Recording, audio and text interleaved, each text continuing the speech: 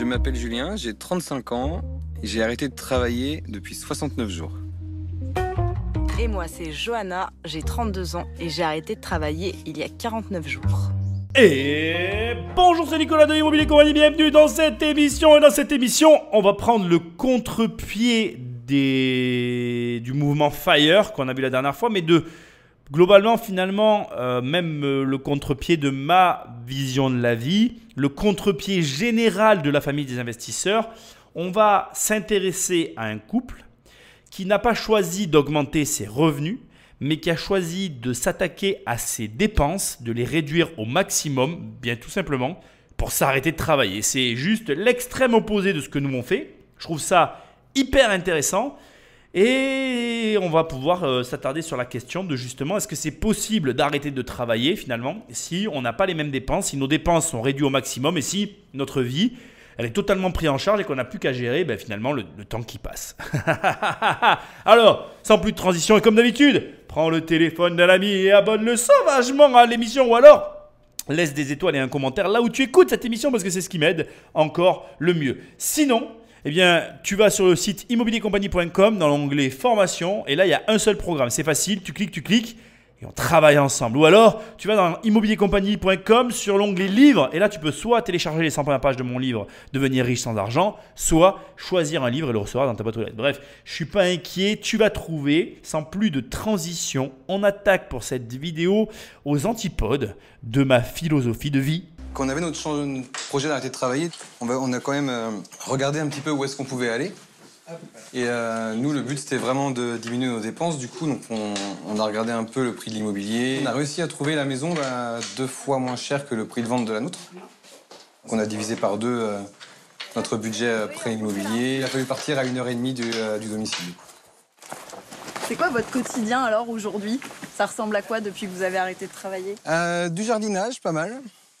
Jardinage, bricolage et les enfants. On s'occupe des enfants, du coup, vie de famille. Mais sinon, c'est ça. On se lève le matin, on s'occupe des animaux, on fait du potager, du désherbage, du coup. Vous êtes bien occupés, quoi, finalement. C'est ça. On s'ennuie jamais ici. Il n'y a pas une journée où on n'a rien fait finalement. Non, non c'est vrai. Donc, mais on fait à notre rythme. Alors on reste dans l'introduction et je t'ai laissé ça pour déjà t'amener des pistes de réflexion de ce que va être cette émission. Parce que vraiment, elle sera en 2 parties, je te le dis, je fais durer le suspense avant le prochain podcast que je sais que tu attends. Mais ça va être intéressant parce que déjà, premièrement, tu viens de voir, donc il y a eu un achat d'une maison 2 fois moins cher que la vente de la précédente. Donc ça veut dire un crédit immobilier qui n'a rien à voir avec le crédit qu'ils ont actuellement, premièrement. Deuxièmement, il y a aussi, et là ça devient intéressant, un changement de vie puisque déménagement 1h30 et surtout un terme qui est redondant que tu as déjà entendu dans la bouche des jeunes retraités. Finalement, depuis que je ne travaille plus, il n'y a pas eu une journée sans que je n'ai rien à faire. On a 2 personnes très occupées qui pourtant n'ont pas de travail, mais qui pourtant ont énormément d'occupation. Ce qui veut dire que notre modèle basé sur finalement le système de je vais travailler, je ramène un salaire et je vis est peut-être un système obsolète. Et aujourd'hui, on va voir, mais tu vas te rendre compte qu'il y a des personnes qui le rejettent en bloc, qui choisissent une autre façon de vivre et qui arrivent à vivre. Ce qui veut dire que il n'y a pas que mes solutions à moi et ça je trouve ça génial et je trouve ça d'autant plus génial que c'est vraiment jamais mis en avant. C'est-à-dire que moi j'essaye de t'élever par le haut mais tu peux aussi t'élever par le bas. Même si ça fait bizarre de parler comme ça, mais pour moi l'économie, la réduction, comment je dirais, le budget, la maîtrise finalement des dépenses, ça n'est pas une forme d'élévation alors que là on est en train de me montrer le contraire et ça m'intéresse vraiment non seulement de partager avec toi d'autres façons de penser mais en plus je trouve très intéressant de nous ouvrir à d'autres solutions parce que personne ne détient la vérité déjà pour commencer. Il n'y a pas une personne qui a raison ou une personne qui a tort. Il n'y a pas une vérité qui existe pour tout le monde. Il suffit de trouver son équilibre et ce qui fait que tu vas te sentir bien. Donc voilà, j'avais vraiment envie de faire cette émission pour faire un petit peu écho et contrebalancier au mouvement FIRE. Je te le dis directement, dans ce reportage, il y avait aussi le mouvement FIRE, mais je l'ai enlevé parce que du coup, je trouvais que ça n'avait pas sa place et que je n'allais pas faire X émissions sur le même système. Mais par contre, cette manière-là d'aborder la chose, cette manière d'aborder la finance finalement en se détachant de l'argent, mais pas en voulant en avoir plus, mais en se disant j'en ai plus besoin et je vais essayer de m'en détacher complètement, que je n'ai plus d'argent dans ma vie, et bien finalement, je trouve que c'est intéressant et je pense qu'il va y avoir matière à réfléchir. Bon, alors racontez-nous, qu'est-ce que vous faisiez comme métier avant d'arrêter? Alors, avant d'arrêter de travailler, du coup, moi, j'étais manager en restauration rapide. Donc, c'était un bon emploi du temps, bien chargé, du coup. Et vous, Johanna, alors? Alors moi, j'étais aide médico-psychologique dans un foyer qui accueille des adultes porteurs de handicap. Je commençais à 7h, je pouvais finir à 21h et j'avais aussi des horaires de week-end. Finalement, on devait se voir 2 soirs dans la semaine peut-être. Vraiment. Donc ouais, non, c'est vrai que pendant le confinement, on s'est vraiment posé la question de la vie de famille et de comment on voyait, est-ce qu'on voulait vraiment pour nos enfants, quoi. Et c'est vraiment à ce moment-là, on a vraiment engagé la réflexion de se dire, il faut qu'on change de mode de vie. Et le fait d'arrêter de travailler, du coup, je me suis rendu compte que c'était pas si mal. Alors déjà, il y a un truc que je dois te dire, mais qui est incroyable, mais vraiment incroyable pour moi, c'est quasiment dissimulé dans ce passage que tu viens d'écouter, c'est que le couple que tu viens d'entendre ont bien précisé que c'était au confinement qu'ils ont pris conscience de la situation. Le confinement, ça a été un contrebalancier pour énormément de gens, mais je crois que même l'État a sous-estimé l'effet de la bombe qu'ils ont larguée sur le pays. C'est-à-dire que, contrairement à ce que tu peux imaginer, je pense qu'il y a beaucoup de choses, et qu'on n'est qu'encore qu'au début, mais je pense qu'il y a beaucoup de choses qu'on ignore en termes de conséquences qu'a pu avoir ce confinement, autant psychologiquement qu'au terme des réflexions personnelles et que tout ce que ça a pu impliquer. Parce que là, le couple que tu viens d'entendre, ils l'ont enlevé au montage, mais ils ont dû le dire plusieurs fois, c'est le confinement qui leur a fait réaliser qu'ils ne se voyaient pas, qu'ils ne profitaient pas de la vie, qu'ils ne profitaient pas de leurs enfants, qu'ils avaient une vie, excuse-moi l'expression, mais à mon avis, j'ai envie de dire de merde, je ne suis pas vulgaire, mais je m'excuse, mais bon voilà. Mais peut-être pas aussi fort d'ailleurs, mais une vie qui ne correspondait pas à leurs aspirations profonde.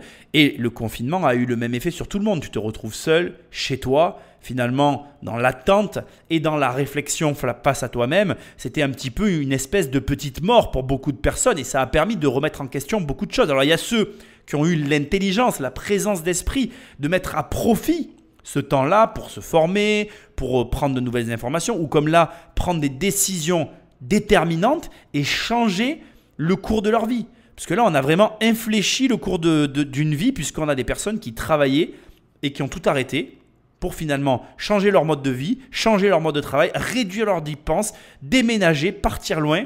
Et il y a un autre élément que je veux te dire qui est quand même important. Dans ce système, dans ce processus-là, il y a aussi finalement le travail que tu fais, l'intensité du travail, l'implication que tu as dans ton travail, ce que signifie ce travail pour toi, qui va jouer un rôle déterminant dans tes choix. Et ensuite, il y a aussi un élément important qui est à prendre en considération dans le couple qu'on vient de voir ici. On est sur un couple de gens qui vivent à Paris. À Paris, la vie est plus chère. Donc, ça veut dire que quand on te dit qu'ils ont vendu leur maison et qu'ils ont trouvé une maison qui coûtait la moitié prix de la maison qu'ils avaient à Paris, tu peux très facilement comprendre qu'ils ont optimisé leur argent tout en restant en France. Et que finalement, ce que certains vont critiquer comme étant la vie parisienne, la folie de la vie parisienne, la folie des prix parisiens, eh bien là, tu vois très clairement que ça a été un atout pour eux. Parce qu'ils ont bénéficié quelque part de cette folie pour quelque part aussi récupérer plus d'argent que ce qu'ils auraient eu s'ils avaient été ailleurs. Et du coup, mettre en place un plan qui n'aurait pas pu se réaliser s'ils avaient eu une autre vie dans une autre capitale de notre pays. Parce qu'il y a un élément en France qu'il faut prendre en considération qui est, je dirais, propre à notre pays, c'est que, comme je le dis très souvent, la France est un système jacobien, c'est unique au monde, un pays qui concentre autant de richesses à un seul endroit, Paris, parce que tout est relié à Paris. La France est tournée vers Paris, les trains vont vers Paris. Je veux dire que si tu veux, par exemple moi, si je veux aller à Bordeaux en train, je monte à Paris pour redescendre à Bordeaux. Tu vois, c'est une ineptie, mais c'est comme ça.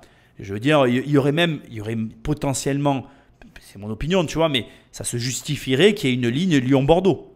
Lyon-Bordeaux direct, ça pourrait exister. Mais non, on fait Lyon-Paris, Paris-Bordeaux. Donc tu vois, cette typologie, elle fait que toute la richesse, elle est concentrée sur Paris et que cette abondance de richesse fait que les gens qui décident de tenter l'aventure parisienne drainent toute l'attention sur eux.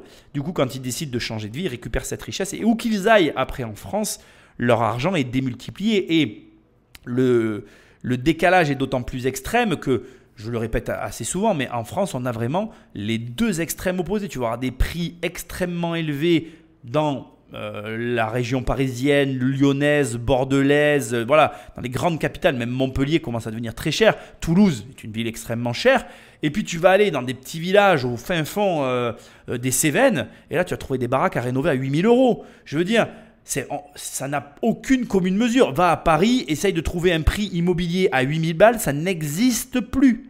La dernière fois, j'ai fait une émission, on a trouvé une pièce à 50 000 euros. C'était sans doute un des prix les moins chers que j'ai pu trouver sur la capitale. Ce que j'essaye de t'expliquer, c'est qu'aujourd'hui, tu vois bien qu'il y a un réel déséquilibre financier entre les régions profondes françaises et la capitale, Lyon. Même Lyon qui commence à devenir une ville très très chère, c'est vraiment en train de se déstabiliser totalement. Il y a une déstabilisation des prix qui est anormale. Et ici, il faut rester au clair, cette famille a bénéficié à son avantage des choix qu'elle a fait sur Paris pour ensuite en tirer profit dans une région plus éloignée. Eh ben, je vous ai amené une étude, c'est le baromètre national du bonheur au travail. Et alors on y apprend qu'il y a un Français sur deux qui globalement n'est pas heureux au travail. Qu'est-ce que vous en pensez, vous ? Je trouve ça dommage. Enfin, on se dit que c'est quand même énorme, du coup, une personne sur deux qui est pas heureuse au travail. Ça veut dire que la moitié du temps, on n'est pas heureux tout court, au final. Il y a peut-être moins de passion aujourd'hui. On fait un travail pour gagner de l'argent, pour pouvoir aller au supermarché, s'acheter ses produits. Et on ne fait plus un travail parce qu'on est motivé pour le faire. Alors, je vais traiter de cette histoire de motivation dans un second temps. Je vais m'arrêter sur la statistique qui vient d'être partagée, qui m'a heurté quand je l'ai entendue la première fois. Ça veut dire que si dans une pièce, il y a 10 personnes, il y en a 5 qui sont malheureuses. Ça veut dire que si tu connais dans ton entourage un couple, ça veut dire qu'il y en a un sur les deux qui n'est pas heureux de faire ce qu'il fait. Ce qui veut dire qu'en réalité, tu connais plus de gens malheureux que ce que tu imagines. Ce qui veut dire que tu as un devoir qui t'incombe de partager le bonheur. Si tu es heureux, tu dois partager ton bonheur. C'est vraiment important et j'en prends conscience dans cette émission et je te le dis parce que de voir des gens heureux, ça donne envie de les revoir. Donc déjà, si tu es heureux, eh bien répète-toi-le. Même si le bonheur est éphémère, répète-toi que tu es heureux, ça te fera du bien et ça fera du bien aux gens qui t'entourent. Et tu as un devoir envers ces personnes. Et même si tu n'es pas encore heureux parce que tu n'as pas encore atteint tes objectifs, laisse-moi te dire quelque chose d'hyper important. D'être sur la route de tes objectifs, c'est déjà le bonheur en soi. Moi, je vais te dire quelque chose. J'ai pas toujours eu tout ce que j'ai voulu au moment où je l'ai voulu. J'ai eu des moments très difficiles. Mais comme je poursuivais un objectif, comme j'étais sur la voie de mon destin, j'étais heureux. J'ai toujours été heureux en fait. Même quand j'étais malheureux, j'étais heureux. Et je pense que si tu m'écoutes et que même si pour l'instant, tu es à 1000 lieues de tes objectifs, c'est pas grave. Tant que tous les jours, tu fais un pas vers ces objectifs, tu te dois d'être heureux, de le communiquer autour de toi parce qu'il y a trop de gens qui sont perdus. Et c'est là où je ne rejoins pas ce qu'a dit madame, parce qu'elle dit, oui, alors les gens, ils travaillent pour payer leurs courses, etc. Alors déjà, on est rentré dans un système où l'argent est au centre de tout. Et je veux quand même te le dire, je suis désolé, ça va pas te plaire, mais c'est la vérité, c'est bien toi qui veux que l'argent soit au centre de tout. Moi, je suis désolé, tu vois. Très souvent, je demande à ma fille si elle est heureuse. Et juste de demander à ma fille si elle est heureuse, ça me rend heureux en fait. De me soucier de son bonheur, ça me rend heureux. Et de demander à quelqu'un s'il est heureux, ça n'a aucun lien avec l'argent. Tu vois, au lieu de dire aux gens « Salut, ça va ?» Demande-leur « Salut, ça va ?» Alors les gars, est-ce que vous êtes heureux dans votre vie? Tout va bien? C'est des questions qu'on ne se pose plus. C'est des questions qu'on ne se pose plus parce qu'on est omnibulé par l'argent, par ce qu'on a fait, par nos vacances. Mais on n'en a rien à foutre, bordel. On n'en a rien à foutre de tout ça. Putain, mais trouvez un objectif, convoitez votre objectif, travaillez pour une raison et déjà tu verras que tout va changer en fait. Ton problème, c'est que tu travailles pour rien. Et tu verras que cet épisode est en 2 parties. Donc la deuxième partie qui va suivre, elle est vraiment dédiée à ça. Rien que le fait de travailler pour une raison, ça change tout. Et tu n'as pas besoin de… Voilà, tu peux travailler comme… Moi, j'ai travaillé au départ parce que je voulais être libre. Je voulais être libre d'avoir autant d'argent que je veux sans jamais avoir à faire mes comptes. Et quand j'ai atteint ce point-là, il m'a fallu de nouveaux objectifs. Et j'ai marqué un temps d'arrêt parce que j'ai bullé. J'étais dans un mode tout flat, un peu gros. Je suis devenu gros d'ailleurs, hein, j'ai pas honte de le dire. Voilà, là j'ai repris le sport à fond parce qu'à un moment donné, je me suis dit, attends, faut arrêter maintenant. Ça y est, tu as atteint ton objectif. Ça fait 3 ans que tu es tout mou, quoi. Et ça m'a insupporté quand je me suis vu réellement comme j'étais. Bref, ce que je veux te dire, c'est que c'est le manque d'objectif dans ta vie qui conduit à la situation qui vient d'être décrite. Ça n'est pas le fait de travailler pour remplir ton caddie. Non, c'est parce que en fait, tu as perdu tes rêves d'enfant. Tu as laissé mourir l'enfant qui était en toi. Mais c'est ta faute en fait. C'est toi qui t'es laissé marcher sur la tête par la société. C'est toi qui as laissé ton cœur à l'entrée de la pièce et qui tous les jours essuie tes savates sur le paillasson, quoi, sous lequel il y a ton cœur. Si à un moment donné, tu n'es plus capable de suivre tes rêves, c'est bien toi qui as laissé tes rêves se glisser entre tes doigts et t'échapper en fait. Mais à un moment donné, ressaisis-toi, trouve des objectifs, accroche-toi à ces objectifs et ne lâche rien. Ne lâche rien. Il n'y a aucune raison d'abandonner ses rêves pour je ne sais quelle raison financière. L'argent n'est jamais la cause de tous les maux. L'argent est une conséquence des choix que tu fais dans ta vie, mais c'est en rien ce pourquoi tu en es là où tu en es. Et si à un moment donné, tu as fait une succession de choix qui t'ont conduit dans une situation financière malheureuse, c'est bien toi qui à un moment donné a fait ces choix-là. Donc, tu défais ce que tu as fait et tu recommences différemment. C'est sûr que tu vas perdre du temps, mais c'est la seule solution pour ne pas te retrouver comme ça. À un moment donné, tu ne peux pas faire partie de cette statistique des gens qui sont malheureux à leur travail et qui y restent pour l'argent parce qu'ils sont prisonniers. Ça n'est pas normal et ça ne peut pas continuer. Donc commence à réfléchir dès maintenant. C'est décisif en fait. Parce que je vais te dire quelque chose. Il y a une chose qui est une réalité. C'est que tu ne continueras pas toute ta vie dans cette situation. Les burn-out, c'est dû à ça. C'est une petite décision qui a enchaîné une autre petite décision, qui a enchaîné une autre petite décision, qui fait que tu as cumulé un ensemble de petites décisions pourries qui t'amènent dans une grosse situation bien vérolée de l'intérieur que tu ne sais plus, qui te paraît inextricable, dont tu n'arrives plus à te tirer et qui au final te met en burn-out parce que la montagne elle a l'air infranchissable alors que c'est toi seul qui t'es mis au fond de ce trou. Donc arrête. Ressaisis-toi, respire un bon coup, recommence s'il faut. Faire et refaire, c'est travailler. Mais quand on recommence et qu'on va dans la direction qui nous plaît vraiment, normalement, on est heureux. Et alors, il y a quand même aussi 24% des personnes dans cette étude qui disent se sentir en situation de surmenage ou de burn-out. Est-ce que vous, c'est quelque chose que vous avez déjà connu ou vous êtes déjà dit que vous étiez à la limite Je pense que si j'aurais continué encore je vais dire 1 ou 2 ans, du coup, je pense que j'aurais pu être en surmenage, du coup, mais vraiment sur les contraintes horaires et le fait de jamais se voir, en fait. J'aurais voulu le faire exprès, j'aurais pas réussi. Ça tombait pile, tu vois, poil avec ce que je viens de dire sur justement le burn-out. On est à peu près d'accord. Ce que moi, je voudrais te dire, par contre, c'est que c'est pas aussi simple que ce qu'on vient d'entendre. Il dit j'aurais continué 2 ans, j'aurais sûrement éclaté, mais en réalité, il parle comme ça parce que là, il vient de quitter son travail et il redécouvre la vie. Moi, ce qui m'inquiète dans ce genre de discours, c'est à quel point on est conditionné par le système. C'est-à-dire que, je ne sais pas toi, mais moi, je me rappelle très bien qui j'étais étant enfant. Je me rappelle très bien ce à quoi j'aspirais. J'ai jamais, alors peut-être, bon voilà, on est tous différents. Je ne cherche pas à te juger en parlant comme ça et encore moins à mettre en avant ma personne. Mais j'ai jamais trahi mes aspirations personnelles et profondes. Et je crois que c'est ça le secret.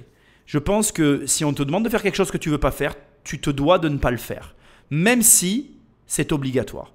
Et c'est vrai que moi, c'est un défaut. Moi, je présente ça souvent comme un défaut et très souvent, les gens me disent non, c'est pas vraiment un défaut. Enfin, on me reprend quand j'explique ça. Mais c'est vrai que je me suis jamais obligé à rien faire.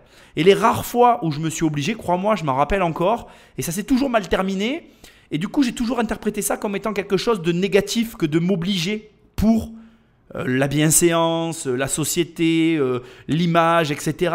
Même aujourd'hui encore, tu vois, voilà, encore une fois, je ne le ramène pas à moi, mais des fois, on me critique sur des choses, et des proches, des gens, des amis, qui me font des remarques sur le contenu que je peux produire, ou par exemple sur des choses que j'ai mis dans mon livre, qui ont blessé, c'est peut-être le mot est un peu fort, mais interloqué certaines personnes qui l'ont lu, et qui m'ont fait des retours en disant quand même, tu aurais pu ne pas mettre ça. Ben non, en fait, c'est ce que je ressentais, et je trouvais important justement de le mettre. Et je pense que tu ne dois pas agir pour quelque chose. Tu dois agir d'abord par rapport à ce qui te semble juste pour toi. Et c'est dur, hein. C'est très très dur. Je ne veux pas que tu crois que c'est facile.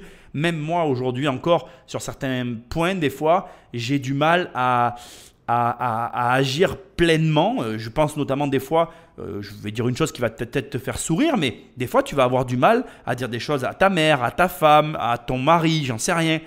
Et ben justement, je crois que quand c'est dur, il faut le dire. Il faut justement se dire, ben si c'est difficile, si je ressens une gênance, une difficulté à exprimer justement précisément ce sentiment-là, ben je dois me forcer à le dire. Parce que il y a quelque chose qui se cache derrière, et ce qui se cache derrière, c'est ce qui va préserver ton intégrité. Et ton intégrité, tant qu'elle est préservée, je pense que tout ira bien dans ta vie. Et je pense qu'il y a trop de gens aujourd'hui qui s'oublient pour des raisons qu'ils s'inventent. Et je pense très souvent que, là tu vois, je pense notamment, tu vois, quand tu écoutes des témoignages comme ça, moi je pense aux parents, tu vois. Aux parents et qui doivent se dire mon enfant il travaille plus, tu vois, et du coup il y a des gens qui peuvent être gênés de ce que pensent leurs parents, mais c'est pas grave en fait. Moi il y a eu des moments dans ma vie où ma mère elle comprenait pas ce que je faisais, elle comprenait pas et j'aurais pu me sentir mal vis-à-vis de ça, mais je n'ai jamais eu aucun problème. Alors je te dis pas que c'était facile, encore une fois j'insiste, mais ça m'a pas gêné outre mesure. Et du coup ce que j'essaye de t'expliquer là maintenant, c'est que je crois que vraisemblablement, si tu arrives à conserver, mais vraiment, hein, je suis sincère, hein, la personne que tu es au maximum, bien tu vas traverser la vie en étant en accord avec toi-même. Et je pense, je m'engage un petit peu là-dessus, mais que le burn-out ne sera pas quelque chose, c'est pas empirique hein, ce que je m'apprête à dire, mais ça, tu peux avoir des coups de mou, tu peux avoir des difficultés, mais je ne pense pas que le burn-out, au sens où on l'entend, fasse partie de ta vie. Voilà, alors encore une fois, les mots sont peut-être un peu forts. Excuse-moi si tu n'es pas d'accord ou si je te choque. Mais moi, je pense que si on ne se trahit pas, on ne fait pas des choses qu'on ne veut pas faire. Et si on ne fait pas des choses qu'on ne veut pas faire, on aura toujours des instants de déprime. Mais on arrivera à aller au-delà parce qu'on pourra se raccrocher à ces choses qui composent notre vie et qu'on accepte relativement bien parce qu'on les a choisies, parce qu'on est finalement là où on veut être et là où on se sent bien en fait. Voilà. Et je crois que c'est ça l'objectif de la vie. C'est pas une course, c'est pas une comparaison, c'est pas combien j'ai sur mon compte. C'est juste de faire des choses avec lesquelles tu te sens en accord, en harmonie et avec lesquelles tu n'as pas de problème finalement au quotidien, quoi. Notre projet personnel du coup est vraiment lié sur un nouveau mode de vie. On est vraiment parti sur un habitat participatif, donc avec Anthony et Solène. Anthony qui est le cousin de Johanna, on se connaît nous deux depuis plus de 10 ans maintenant. C'est vraiment tout un lieu de vie collectif. C'est le seul endroit où on a trouvé 2 maisons pour du participatif, du coup avec un grand terrain, avec des enclos, un point d'eau, un verger déjà installé. Alors je vais t'avouer une chose, c'est la raison principale pour laquelle j'ai voulu traiter ce sujet. C'est parce qu'on est vraiment à l'opposé du mode de fonctionnement que je propose et je trouve ça tellement intéressant qu'il faut qu'on en parle. Donc là, bien évidemment, tu as compris, c'est le vivre ensemble qui est mis en avant. C'est minimiser ses finances, même j'ai envie de te dire, bon tu ne vois pas les images, mais on est sur l'émission de Envoyé spécial, donc du 4 novembre 2021. Et il y avait plusieurs sujets ce soir-là, dont le sujet de l'argent. Tu retrouves dans le reportage le mouvement FIRE, que je ne traiterai pas puisque je l'ai déjà traité sur la chaîne. Je t'invite à le re-regarder. Et au milieu du mouvement FIRE, tu verras qu'il y a 2 extrêmes que je trouve hyper intéressants. Donc celui-là où finalement on réduit les finances et où tu ne le vois pas donc sur les images, c'est ce que j'allais te dire. On a une grande ferme avec un lac, avec des terres autour. Et on a des personnes qui veulent vivre en communauté et en autonomie. Et alors, ça va te surprendre. Mais c'est le genre de choses que je kiffe aussi. Parce que d'abord, tu vas créer des liens. Ensuite, en autonomie, ça veut dire que tu ne dépends plus de l'extérieur. Et c'est un point, moi je veux te le dire, hein, on l'a enlevé dans mon livre et tout, etc. Parce qu'après, bon, il faut être honnête, ce n'était pas un truc de ouf que je faisais. Mais moi, quand j'avais pas d'argent, quand nous, on n'avait pas d'argent, parmi les choses qu'on a enlevées du bouquin, que je peux te dire qui sont assez choquantes, et je te parle de choses qui me sont arrivées fin des années 90, début des années 2000, on a déjà chauffé l'eau. Moi, pour avoir de l'eau chaude, à un moment donné de ma vie, je faisais chauffer des casseroles. Parce que on n'avait plus de quoi se payer l'électricité. Donc j'ai déjà vécu à la bougie et on avait un réchaud avec une bouteille de gaz. Et quand il fallait qu'on ait de la chaleur à la maison, on faisait chauffer la cheminée et on avait un réchaud à gaz. Quand tu as connu ça, tu comprends très bien qu'en fait, tu peux vivre avec peu de choses. Donc j'avais forcément, tu comprends où je t'emmène, j'avais un potager. Donc tu imagines que quand tu commences à vivre de cette façon, c'est-à-dire j'allais ramasser le bois au bord du Rhône, donc je ne payais pas le bois. Les bonbonnes de gaz, c'est pas ce que ça coûte, je chauffais qu'avec ça, donc je me chauffais pas. D'ailleurs, j'ai gardé cette habitude, j'ai pas trop l'habitude de chauffer mes maisons, j'ai pas l'habitude de vivre dans la chaleur. Je suis quelqu'un qui s'accommode très facilement du froid. Et ça m'évoque le fait que les gens ne se rendent pas compte à quel point tu peux écraser tes dépenses, les réduire à néant. Et là, on a deux couples qui décident de vivre ensemble et de détruire leurs dépenses. C'est-à-dire qu'au lieu d'optimiser finalement, au lieu de choisir d'avoir un travail, ils vont se servir de leur capacité à eux, produire leur propre alimentation, tout produire eux-mêmes, c'est-à-dire se servir de leur énergie pour s'autosuffire. Et c'est une réflexion que je veux que tu mènes dans ton esprit parce que c'est réel. C'est-à-dire que tu peux très bien faire ça. Moi, je m'étais toujours dit en rigolant, à un moment donné, ne me demande pas pourquoi, il y a une époque de ma vie où je regardais les villages abandonnés. Il y a des villages abandonnés. Bon, certes, ils appartiennent pour beaucoup maintenant à des propriétaires privés, mais il y a encore, moi je connais une maison ici dans la région qui est abandonnée. Elle a toujours été abandonnée, je pense qu'elle ne sera jamais habitée. Je me demande à qui elle appartient d'ailleurs, c'est marrant. Sur le cadastre, je crois qu'il n'y a qu'une partie qui est, bon bref, peu importe. Et je me dis, tu vois, mais quand je vois, je m'excuse, je critique personne, mais quand je vois des personnes faire la manche au feu ou à la sortie comment on appelle, des supermarchés, moi je sais que si je me retrouvais à ce point-là, oui, potentiellement, j'envisagerais d'aller vivre dans les bois et peut-être de vivre de la chasse et de la cueillette. Ça peut te faire sourire, mais ça m'évoque ça. Et ça montre qu'il n'y a pas qu'un seul chemin pour atteindre une forme de liberté. Parce que ce qui nous relie en fait, ce qui nous relie à ces personnes, à ces couples, c'est la liberté. Et crois-moi, ils sont aussi libres que moi. On n'a pas la même liberté, mais ils ont une autre forme de liberté que la mienne. Seulement après, il faut être réaliste avec soi-même et jauger la capacité que l'on a à accepter cette vie-là plutôt qu'une autre. Par exemple, encore une fois, tout ce que je viens de te raconter en ce qui me concerne, je ne l'ai pas fait par choix, par plaisir, je l'ai subi. Du coup, je l'ai mal vécu. Alors qu'à l'inverse, et c'est là où je t'emmène, eux, ils viennent de choisir cette vie-là. Ils le vivent bien, ça leur plaît, ça les épanouit. Et on sent qu'ils sont apaisés, heureux d'être rentrés dans une vie d'autonomie où ils vont s'autogérer en autarcie finalement et où ils vont pouvoir tout faire eux-mêmes. Et je crois que c'est ça la clé de cette émission, c'est le choix. Et quand les choses, on les choisit, non seulement elles se passent mieux, mais en plus elles rendent heureux. Et c'est ça que tu dois, toi, en tirer en fait. Ce que tu dois comprendre derrière cette émission que j'essaye de te faire passer, c'est que c'est le choix. Et finalement, ce qu'ils sont en train de faire, moi je l'ai subi, eux ils l'ont choisi. Personnellement, je l'ai mal vécu, eux ils le vivent bien. Mais à l'inverse, eux ils ont été dans un système capitaliste. Ça les a étouffés. Ils ont ressenti le besoin de s'en sortir. Et aujourd'hui, ils se sentent heureux. Et la clé, comme je viens de te le dire, c'est de trouver ce qui te correspond à toi, qui t'épanouit, qui te fait te sentir bien et qui te permet finalement tous les jours de te réveiller avec le sourire et comme je l'ai dit tout à l'heure, de demander aux gens s'ils sont heureux, si leur vie va bien, si tout est… Tu vois ce que je veux dire? Et quand tu ressens ça, quand tu le ressens vraiment en fait, que finalement les choses sont fluides, tu gagnes de l'argent convenablement parce qu'encore une fois, voilà, ce n'est pas une question de montant, hein, c'est juste une question que ça convienne en fait. Je me sens bien. Est-ce qu'aujourd'hui, tu peux me dire ça? Est-ce qu'aujourd'hui, si j'étais là à côté de toi et que je te regarde et je te dis, est-ce que tu te sens bien? Es-tu heureux dans ta vie? Est-ce que tu es heureux et est-ce que tu apportes du bonheur autour de toi? Si tu peux répondre oui à ces deux questions, alors tu es précisément là où tu dois être. Si tu as une hésitation avant de me répondre, je vais te demander de réfléchir à ta vie et de effectivement peut-être te demander si le chemin dans lequel tu es, celui de l'enrichissement, n'est peut-être pas un faux rêve, n'est peut-être pas une illusion pour toi. Peut-être que, comme eux, la vie qu'il te faudrait le mieux, qui te conviendrait le mieux, ça serait une vie plus dans la quiétude, à l'écart d'une société capitaliste qui produit une forme de pression difficilement supportable pour ceux qui n'en veulent pas en fait. Après attention, encore une fois, c'est une réflexion que je veux t'amener, c'est une réflexion que je veux mettre dans ta tête pour te montrer, c'est vraiment important pour moi que tu vois qu'il n'y a pas qu'un seul chemin. Il n'y a pas qu'un seul chemin et il n'y a pas qu'un seul chemin pour y arriver. Tu peux aussi faire comme moi j'ai fait, c'est-à-dire moi j'avais détourné le système de l'autarcie pour réduire mes dépenses, pour injecter tout mon argent dans l'immobilier à fond pour produire le plus vite possible, le plus gros résultat possible. Tout existe dans la nature, il suffit de trouver la formule qui te convient. Personne, même pas moi, personne n'a de formule magique qui marchera pour toi, précisément toi.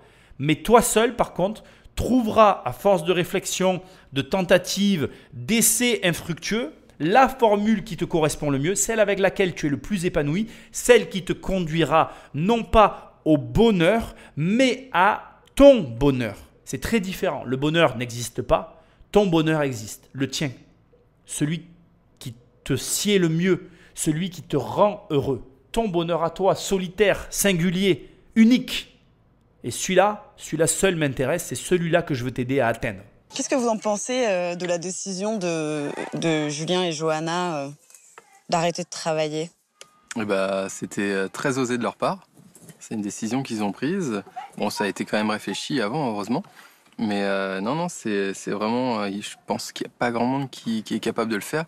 Et que les deux quittent leur emploi pour pouvoir se lancer comme ça dans une aventure de vie. C'est quand même... je leur tire mon chapeau. Voilà, avec ma femme, on n'a pas réussi à sauter le pas. On a diminué nos heures de travail, mais on n'a pas quitté nos emplois. Vous vous dites pas que c'est des fainéants? Non, du tout. Non, parce que nos journaux, c'est bien rempli. C'est pas parce qu'on travaille pas qu'on est feignant. Et là, c'est super intéressant. On est carrément dans ce que je te disais tout à l'heure, c'est-à-dire la vision extérieure, la vision de la famille. Et quand on a une famille comme là qui est bienveillante autour de soi, des amis qui soutiennent et qui n'ont pas de jugement et qui te permettent justement de t'épanouir et qui en plus se joignent au projet, j'ai envie de dire c'est tout gagné, c'est tout bénef, nickel. Mais à l'inverse, il faut quand même être lucide. Quand tu es seul contre tous, c'est beaucoup plus difficile. Et ça, je veux quand même que tu l'intègres dans ton esprit. Déjà, le couple qu'on est en train de suivre, c'est un couple. Et tu n'imagines pas la force que tu as rien qu'en étant deux. Moi, j'aime à dire souvent, quand on est seul, on a une certaine force, mais quand on est deux, on a la force de 3 personnes. Pour moi, vraiment, hein, en étant deux, c'est comme si tu étais 3. Et deux soudés, ça peut vraiment amener, 2 personnes soudées peuvent vraiment aller très très loin, au-delà de ce que tu peux imaginer. J'en suis convaincu. Et ça suffit en fait, que de n'être que 2 en fait. Il suffit que d'être 2 dans la vie pour aller au bout du monde en fait. 2 personnes qui s'entendent à merveille, à mon humble avis, elles vont au bout du monde. Par contre, voilà, ce que je veux quand même te préciser, c'est que la même histoire avec qu'une seule personne, c'est pas la même histoire. Seul face à sa famille, seul face au regard des autres. Et ne sous-estime pas la puissance du groupe, l'influence du groupe sur tes décisions. C'est énorme dans tous les sens du terme, c'est-à-dire c'est lourd de conséquences. Donc vraiment, c'est intéressant ici de voir que d'abord, il y a de l'admiration, ça génère de l'admiration parce qu'on reconnaît le courage. Et ensuite, on a un couple ici qui t'envoie un message très fort qui te dit voilà, nous aujourd'hui, on a tout quitté alors qu'on n'a pas de revenus, tu vois, on va en parler dans un instant, ils vont se poser, ils vont faire les comptes. J'ai pas vraiment vu l'émission, je l'ai découpée sans trop la regarder. Bref, je ne vais pas rentrer dans le détail, mais on va découvrir ça ensemble. Et tu vas voir qu'en fait, ils ont quitté, ils se sont lâchés des 2 mains sans avoir aucune garantie. On est réellement sur un couple qui peut t'inspirer parce que si tu te sens mal, il te montre que c'est possible de le faire. Alors attention, ils n'ont pas fait n'importe quoi. Il y avait quand même, comme ça vient d'être dit derrière, une vraie réflexion, une vraie analyse de la situation. Ce sont des gens qui sont plus qu'intelligents, hein, je veux quand même le préciser, qui avaient vraiment tout posé, tout préparé. Donc ça montre que la préparation est capitale dans n'importe quel projet que tu fais. Ton degré de préparation égale le résultat que tu vas obtenir. Donc je me répète, hein, mais est-ce que tu te prépares tous les jours à réaliser tes rêves? Qu'est-ce que tu fais aujourd'hui? Qu'est-ce que tu vas faire demain? Qu'est-ce que tu vas faire après-demain pour que le rêve là que tu as au coin de ta tête se matérialise le plus tôt possible dans ta vie?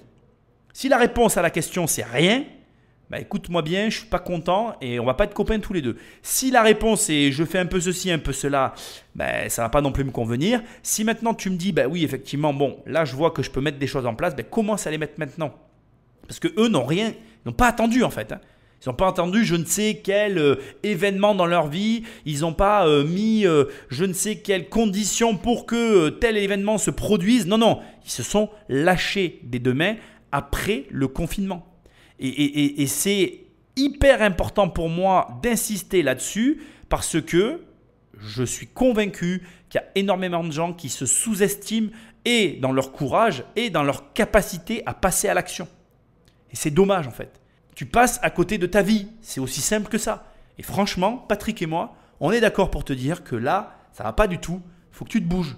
Allez Patrick, magnéto. Alors de quoi vous allez vivre maintenant que vous avez arrêté de travailler? Aujourd'hui, donc on a 0 en salaire. On est inscrit à Pôle emploi, du coup. Donc, selon nos estimations, on va tourner autour de 2300, 2500 euros par mois. Donc, 1000 euros de moins, du coup, que nos revenus précédents. Est-ce que vous ressentez un peu de culpabilité dans le fait de recevoir ces allocations au chômage là pour vivre votre travail? Moi, personnellement, je ressens pas du tout de culpabilité là-dessus. Je travaille depuis mes 16 ans. Ça fait maintenant 20 ans que je travaille. Que je travaillais, du coup. Et c'est la première fois où je touche le chômage. C'est un droit pour lequel on cotise, du coup, et on a un projet derrière, un vrai projet de vie. Qu'est-ce que ça a changé sur votre budget, ce changement de vie, d'arrêter de travailler, etc. Pour arrêter de travailler, donc il fallait moins dépenser. Et le premier poste de dépense qu'on avait, c'était le prêt immobilier. Donc sur la maison précédente, on remboursait dans les 1100 euros par mois. Maintenant, sur celle-là, on est à 500 euros par mois. Un autre poste de dépense, c'était l'alimentation. Combien vous dépensiez alors? Ça dépendait des mois, mais on pouvait être entre 400 et 500 euros par mois. Ouais, je pense. Aujourd'hui, ça a baissé. Ça a vraiment diminué sur le potager et sur les choix de consommation qu'on fait aussi. Et je pense que on a pu gagner, on doit être entre 300 et 400. Et l'idée est encore de baisser ce poste-là. Et la garde d'enfants. Le fait d'être à la maison nous permet de ne plus mettre nos enfants en garde. Donc on économise 150 euros par mois. Donc ça doit faire du 1500 euros par mois d'économiser par rapport à notre vie d'avant. Donc du coup, vous vous y retrouvez finalement? On s'y retrouve plutôt bien. Le but n'est pas de vivre sur les allocations. Donc on va tous les deux monter notre projet individuel d'activité, mais toujours dans le contrôle de notre temps, de notre rythme de vie. Ce ne sera pas un travail comme on l'a connu. Ce sera du plaisir.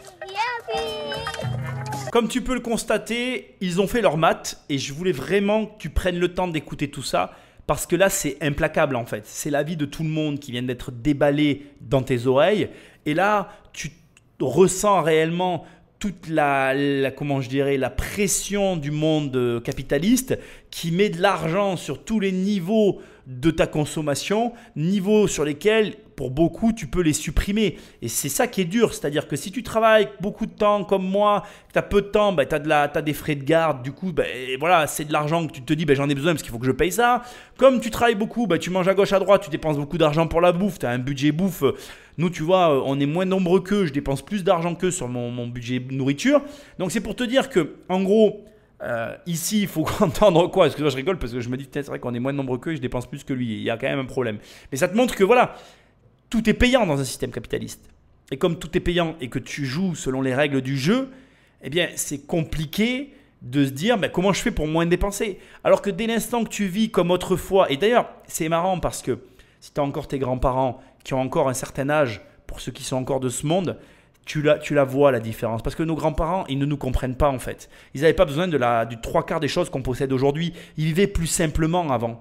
Mais tu peux toujours le faire en fait, vivre plus simplement. Moi, je considère aujourd'hui que je vis simplement. Parce que mon plus gros plaisir, c'est la nourriture et les restos. Donc, c'est sûr que j'y passe un certain budget. C'est mon plaisir personnel. Mais c'est à toi aussi de te contrôler sur ces budgets-là. Aujourd'hui, je pourrais très facilement réduire ce budget. C'est un choix. C'est un choix, une capacité. Tu l'as ou tu ne l'as pas. Point à la ligne. Mais la vérité, c'est que la simplicité, elle peut revenir dans ta vie. Prendre une ferme comme eux, revivre à la ferme. Et on revient à la discussion que j'ai eue tout à l'heure avec toi. Est-ce que c'est quelque chose que tu veux vraiment? Oui ou non? C'est tout. Moi, je suis une personne allergique à toutes les plantes qui existent sur la planète. Je suis allergique aux animaux. Bon, tu comprends très bien que quand je l'ai fait, ce n'était pas un choix. Encore une fois, comme je te l'ai dit, je ne l'avais pas choisi. Eux, ils l'ont choisi. Ils se sont pris une propriété avec un lac, avec de la surface pour pouvoir justement récolter, cultiver, avoir des animaux, se mettre en autonomie.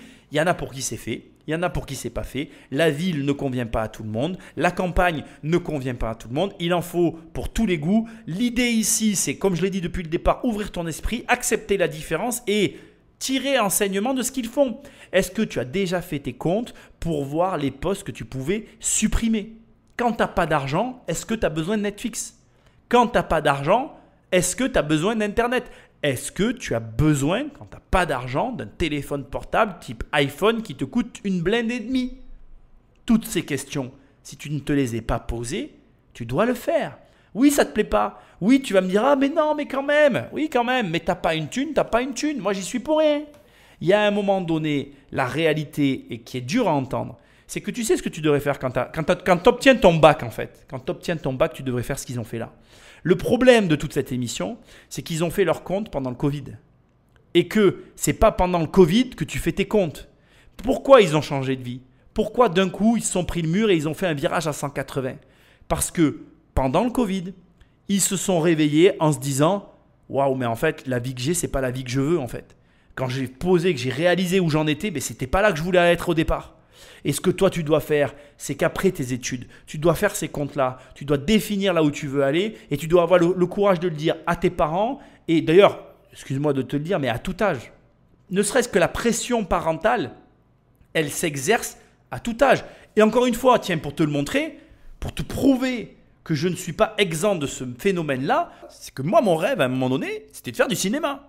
Et que, bon, il y a eu une évolution. En fait, au départ, j'aimais dessiner. Après, j'ai aimé écrire.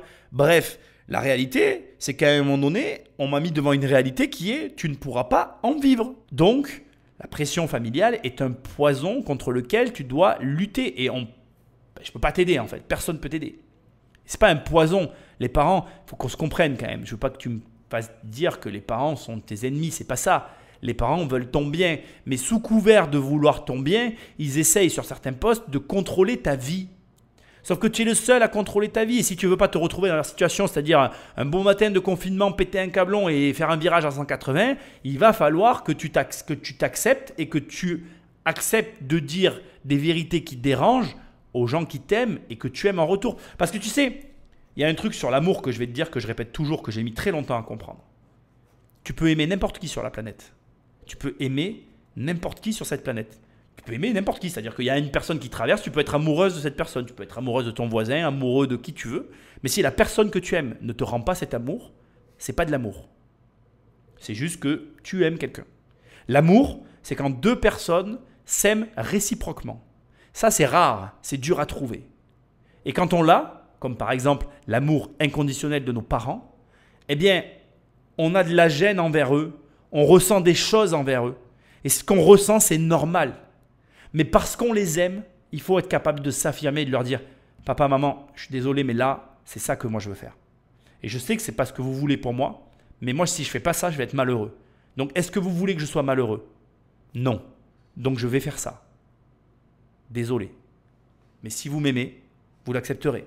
Et il n'est pas question ici d'avoir l'approbation de ses parents pour faire. Il est question ici de respecter les gens qui nous aiment et qu'on aime en retour. D'agir avec justesse.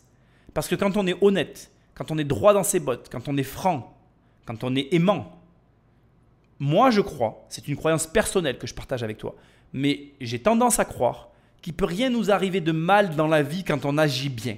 Et à l'inverse, quand on agit mal, généralement il nous arrive de mauvaises choses. Mais c'est pas ce que je te souhaite, hein. Je ne ferai pas toutes ces émissions sinon. Nous, le temps qu'on ne dépense plus au travail, on le dépense pour nous. Et on le dépense du coup pour notre mode de vie, atteindre les plus grandes autonomies possibles en alimentation. Donc on va directement à la ferme, chez une agricultrice qui nous a proposé son jar. Du coup, on va récupérer. Le but, c'est de faire de la reproduction avec ce jar. On a 2 oies déjà sur l'étang. Et on pourra faire l'idée, c'est d'avoir des petits par la suite qu'on pourra soit vendre pour avoir un petit revenu ou consommer aussi dans notre but d'autosuffisance. Et alors, vous allez faire comment? Vous savez comment tuer, alors, etc. Comment préparer donc, là, tout ce qui est sur la viande, c'est de la théorie pour l'instant. On n'est pas encore passé à la pratique. On n'est vraiment pas prêt de passer à la pratique. C'est vraiment de la théorie. On a vu beaucoup de gens qui ont fait cette expérience et qui sont devenus végétariens après. Donc nous, on verra. Ce qui est très amusant dans ce long passage, c'est d'abord le terme qu'il emploie. On est en train d'essayer d'acheter un jar pour réduire nos dépenses. Et les dépenses qu'on faisait avant dans le travail, aujourd'hui, on dépense notre temps pour alimenter notre mode de vie. C'est marrant les mots qu'il emploie parce que vraiment, d'abord, il a raison. Mais ensuite, ce qui m'interpelle, ce qui m'amuse énormément dans ce qu'il a pu dire, c'est ce côté finalement, on s'investit, investissement, et on se retrouve comme nous dans la famille des investisseurs. Et ça te montre que tu peux t'investir dans tout ce que tu veux. L'investissement, c'est une grande famille. Mais là, on a des gens qui, quelque part, font la même chose que toi et moi. Et je veux que tu l'entendes. Hein. nous sommes de la même famille. C'est-à-dire qu'ici, on a un couple, on a une personne qu'on écoutait, mais c'est un couple au départ, qui a une soif de liberté et qui, pour se libérer, ont choisi un mode de pensée opposé au nôtre. C'est-à-dire qu'au lieu d'augmenter leurs revenus, comme je l'ai dit à l'ouverture de cette émission, ils les réduisent drastiquement. Et alors, ce qui m'interpelle le plus, c'est qu'ils vont vraiment loin dans leur raisonnement, puisqu'à la fin, il te dit, ben voilà, enfin non, plutôt la voix off lui demande, comment vous allez faire pour tuer l'animal quand vous allez devoir en manger? Ah ben je sais pas, on n'y a pas réfléchi. Et ça te montre que tu vois, ils se sont lancés dans cette aventure avec des constats simples, avec une réflexion mathématique de base qui leur a permis de se dire, bon, sur le papier ça fonctionne, allez c'est bon, on y va. Et moi honnêtement, avant de voir cette émission, j'avais jamais vu de témoignage comme celui-là. Donc je trouve ça hyper intéressant dans la réflexion qu'il y a derrière. Indépendamment du fait qu'ils réduisent leurs dépenses, tu peux aussi t'inspirer du courage qu'ils ont eu pour se lancer dans une aventure dont ils sont totalement étrangers et pour laquelle ils n'ont aucune espèce d'expérience. Alors, peut-être que sur Internet et YouTube, je ne suis pas client, bien évidemment, de ce genre de mode de vie. Donc, je n'ai jamais tapé sur Internet autonomie de vie, etc. Mais il doit y avoir des choses. Donc, je pense qu'aujourd'hui, c'est un mauvais réflexe que je vais te dire. On a cette sensation que finalement, tout existe quelque part et qu'ils ont peut-être tiré ça d'un contenu en ligne. Mais je n'ai pas l'impression quand je les écoute et j'ai vraiment la sensation qu'ils explorent quelque chose qui leur tient à cœur. Et pour partie, pas totalement, mais pour partie, il y a une zone d'ombre qu'ils découvrent au fur et à mesure et qui ne les empêche pas d'avancer. Et ça doit, encore une fois, réellement te motiver. Parce que quand ils te disent, ben voilà, on a pris un jar pour qu'il y ait de la reproduction, pour qu'éventuellement on le mange, comment vous allez faire pour le tuer? Je ne sais pas. Ce n'est pas du tout la réponse à laquelle je m'attendais, en tout cas personnellement. Et ça me surprend positivement. Ça montre que c'est possible de partir de rien et d'obtenir un résultat. Et comme il dit, on dépense du temps. Alors ça, c'est vraiment important ce qu'il a dit, mais vraiment, le passage pourrait être réécouté plusieurs fois. Aujourd'hui, au lieu de dépenser du temps dans notre travail qui n'était pas pour nous, on dépense du temps dans notre mode de vie que l'on a choisi. Si tu comprends ce qu'il est en train de dire, si tu le comprends pour ta vie de manière générale, tu as tout compris en fait. Je t'explique, tu vas comprendre. Tu veux vivre de l'immobilier? Arrête de dépenser ton temps dans un travail qui n'a rien à voir avec l'immobilier. Lâche tout et vis de l'immobilier. Mon secret pour vivre de l'immobilier, j'ai tout quitté alors que je ne gagnais pas de thunes, mais tout le temps que je le passais, il était dédié qu'à l'immobilier. Forcément que j'ai fini par apprendre des trucs. Tu veux, j'en sais rien moi, devenir un artiste peintre? Ben, quitte tout et commence à peindre tous les jours. Tu finiras par l'être. En réalité, il n'y a pas de secret. Si tu te voues corps et âme à une cause, que tu embrasses cette cause, d'ailleurs j'en parle dans mon livre, c'est même une règle de l'enrichissement, la cause, embrasse une cause, eh bien tu vas changer ta vie. Mon livre, c'est Devenir riche sans argent, si jamais tu te demandes. Bref, tu m'as compris. Je trouve très marrant qu'on retrouve, vraiment, hein, je t'assure, je trouve que c'est vraiment drôle parce qu'on est aux antipodes de ce que nous on fait et pourtant on retrouve les mêmes mécanismes. Ça montre vraiment que, encore une fois, l'investissement, il est partout. Donc investis-toi à fond dans ton projet et bizarrement, j'ai envie de dire bizarrement, tu récolteras les fruits de façon inespérée à un niveau auquel tu ne t'attendais pas, surtout si tu t'engages à 110, 120, 150, 200% dans quelque chose auquel tu crois, bien évidemment. La fraise au prix de la barquette, on est content de l'avoir dans le jardin. Ah, parce qu'elles sont bonnes. Ouais. Du coup, on a planté donc tous les haricots. On a fait au moins 7-8 ramassages cette année, donc il n'y en a plus beaucoup. Hein. Ça commence à arriver à sa fin.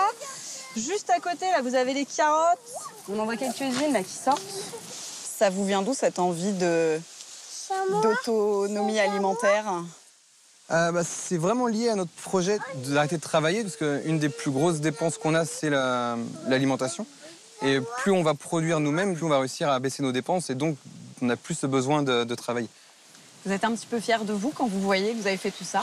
Ouais, parce que ça fonctionne bien, ça donne, et donc c'est rassurant de se dire qu'on s'est pas planté et que même sans avoir forcément la main verte, l'habitude ou être né là-dedans, parce que moi j'ai jamais touché un potager de ma vie avant, peut-être il y a 2 ans quoi, avec de la volonté, de l'envie, et je pense qu'on peut arriver à tout de toute façon si on a envie de le faire et qu'on est motivé. Bon, on arrive à la fin de cette émission, le passage le plus important, celui qui clôture à merveille tout ce que je viens de te dire. Tu découvres à la fin qu'en réalité, ils ne se sont absolument pas préparés pour faire tout ça. Ils se sont jetés dans cette aventure à corps perdu parce que leur vie, leur situation initiale était inacceptable. Ils ne supportaient plus tout simplement leur façon de vivre, leur travail, leur quotidien, la vie qu'ils avaient. Et ils se sont dit, on arrête, on se barre, on verra bien. Et là, tu as quelqu'un qui t'explique qu'avec de la volonté, du travail, on arrive à tout dans la vie. Donc, tu veux vivre de l'immobilier, arrête tout et dis-toi que tu vas vivre de l'immobilier, même si tu n'en vis pas. Tu veux vivre du dessin, arrête tout et dis-toi que tu vas vivre du dessin, même si tu n'en vis pas. C'est le pire des conseils. Mais vraiment, hein, je te le dis comme je le pense, c'est le pire des conseils qui existent sur la planète, celui que je suis en train de te donner. Pourtant, si tu rêves d'un changement de vie radical, c'est le seul qui marche. Je pourrais te dire plein de choses en fait. Je veux dire, là je pourrais t'expliquer plein de mécanismes, etc. Mais en réalité, il n'y a rien, mais je suis sincère, hein, il n'y a rien qui t'aidera à passer à l'action. Il n'y a rien. Parce que moi je crois aux déclencheurs. Je pense que dans la vie, il y a des déclencheurs qui sont différents pour tout un chacun. Ton déclencheur ne sera pas mon déclencheur ne sera pas ton déclencheur, etc., etc. Là, ici, le déclencheur, ça a été le Covid, ça a été le confinement, ça a été le fait de s'asseoir face à soi-même et de constater la vie dans laquelle on était ou dans laquelle ils étaient et de se dire, mais moi, je ne veux pas de cette vie-là. Voilà. Et du coup, face à eux-mêmes, ils ont pris une décision qui les a amenés là où ils voulaient être. Ce qui veut dire que pour toi, ce que tu dois retirer de toute cette histoire, c'est qu'en réalité, tu dois faire se succéder les expériences dans ta vie. Tu dois rechercher tout le temps de nouvelles expériences à la recherche d'un déclencheur qui t'amènera à prendre ces décisions-là, les vraies décisions, celles qui comptent, celles qui t'amènent, comme je l'ai dit tout à l'heure, à trouver ton bonheur. Pas à trouver le bonheur, pas à trouver un sentiment diffus que les gens essayent de te partager sur les réseaux, qu'on n'en a rien à braire. Parce que franchement, de toi à moi, on s'en fout des autres, hein, vraiment. Ce qui compte, c'est ce qui te fait plaisir à toi, ce qui te rend heureux, ce qui te fait t'épanouir, ce qui fait que quand tu te lèves le matin, il n'y a pas de problème apparent, que tu distribues du bonheur autour de toi et que tu reçoives du bonheur. Moi, il y a des moments dans ma journée où je me dis que je suis heureux. Et il y a des moments dans la journée où je demande aux autres autour de moi s'ils sont heureux parce que c'est autant important pour moi d'en recevoir que d'en donner. Et je n'aurais pas atteint ce niveau comment je dirais, je trouve même pas mes mots, tu vois, parce que c'est difficile à décrire ce sentiment-là. Mais je me sens bien en fait. Parce que je fais ce que j'aime, au final je suis là où je devrais être et ça me va en fait. Et c'est difficile de dire ça aujourd'hui, sachant que j'ai traversé de la même manière qu'eux. Et ça c'est intéressant de clôturer là-dessus. C'est intéressant de se dire que on traverse tous des moments difficiles. Moi, les premières années de ma vie ont été très dures. Et je pense qu'on traverse tous des périodes difficiles, il faut l'accepter, ça fait partie du jeu. Encore une fois, comme je l'ai dit dans cette émission, si tu as un objectif, si tu poursuis ton objectif, tu accepteras toutes les difficultés qui se présenteront à toi. Et d'ailleurs, je pense que c'est un très bon indicateur de la voie sur laquelle tu te trouves. Si tu acceptes les difficultés sans broncher en te disant « c'est normal, ça fait partie du jeu, mais quand j'arriverai au bout, tout ira mieux », et si tu es capable de serrer les dents et de continuer dans la même direction, c'est que tu es dans la bonne direction. Alors, on arrive au bout de l'émission. Je vais quand même laisser le mot de la fin à la famille parce que vraiment, ils ont quand même encore un petit dernier truc à nous dire. Et on conclut. Et je vais ouvrir sur la prochaine et dernière émission, parce qu'il y a juste 2 épisodes, Patrick Magnéto. On passe du temps vraiment ensemble jusqu'au coucher ensuite. Du coup, c'est vraiment quelque chose qu'on faisait très très peu. C'est vraiment plus de temps à passer avec eux. Pour le meilleur et pour le pire, n'est-ce pas? Non mais c'est vraiment chouette, et on a gagné en qualité de vie et puis en complicité, je pense aussi. Parce que j'ai l'impression. Quand vous passez des journées comme ça, est-ce que vous regrettez d'avoir arrêté votre travail? Cette décision-là, c'est la meilleure qu'on a prise, quoi. Je pense que c'est la meilleure décision qu'on a prise de notre vie, quoi. Imagine qu'à partir de maintenant, toutes les décisions que tu vas prendre, toutes les options qui se présentent à toi et que tu vas définir comme étant le choix que tu vas faire, tu les prenais en te demandant si, au bout du compte, quoi qu'il arrive, tu puisses parler comme madame. Tu puisses dire « c'est la meilleure décision de ma vie ». Est-ce que tu referais ou est-ce que tu reprendrais les mêmes choix, les mêmes décisions que tous ceux que tu as pu faire ou prendre depuis le début de ton existence? Difficile cette question, intéressante, à creuser, à réfléchir. Parce que là, pour moi, on touche réellement le cœur du sujet. moi je l'ai toujours dit, je le dirai jusqu'à la fin, il faut vivre sans avoir jamais aucun regret. C'est tout, c'est comme ça. Alors tu as le droit à des moments d'un petit peu regretter, tu as le droit à des moments de te poser des questions, mais tu dois au final ne pas en avoir un seul, ne pas avoir de regret. Pouvoir te dire c'était ça et c'est pas grave et c'est ok, c'est comme ça que ça devait se passer. C'est très dur, hein.